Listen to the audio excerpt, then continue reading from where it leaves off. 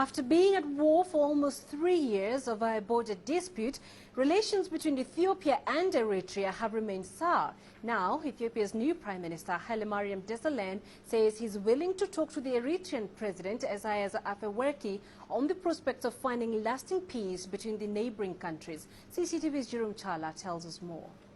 Ethiopia and Eritrea, who were at some point one nation, fought a bitter, protracted war which had claimed tens of thousands of lives from both sides. By the time hostilities subsided in 2000, relations between the two countries have been frosty. But the newly appointed Ethiopian Prime Minister Haile Desalegn is determined to overcome the hostilities. I requested if there is any chance by the people of Eritrea pushing their government to come for dialogue with Ethiopia. This is not a point of weakness, it's a point of strength, and we still ask the Eritrean regime to sit down and make dialogue to bring this peace and stability and normalize our relationship. Ethiopia and Eritrea remain at odds over the flashpoint town of Badme, some 900 kilometers from the capital Addis Ababa. Although the town was ultimately awarded to Eritrea by the UN-backed Boundary Commission, it remains under Ethiopian control. Efforts on dialogue between Ethiopian Prime Minister and the Eritrean President Isaias Afewerki would be a historic and significant step in pacifying the situation and bringing the peoples of the two countries closer.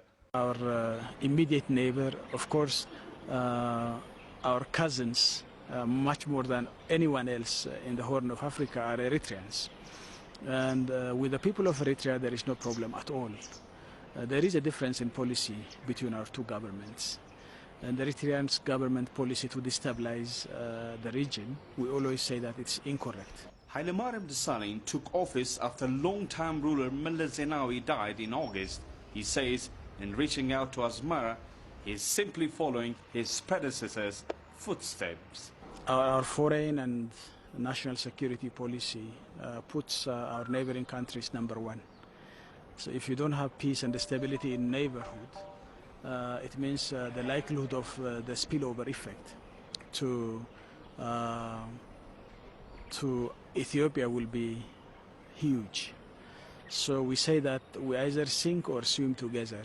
It's not yet known what the response of the Eritrean government is going to be. But whatever the case may be, somewhere, the Ethiopian government has shown its willingness to improve relations with Eritrea. After all the war and bloodshed, peoples of Ethiopia and Eritrea still feel they are one and the same. Both want to see each other's family to be reunited and restart a happy life again.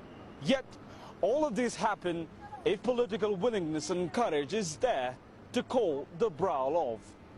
Jerome Chala, CCTV, Bahar Dar, Northern Ethiopia.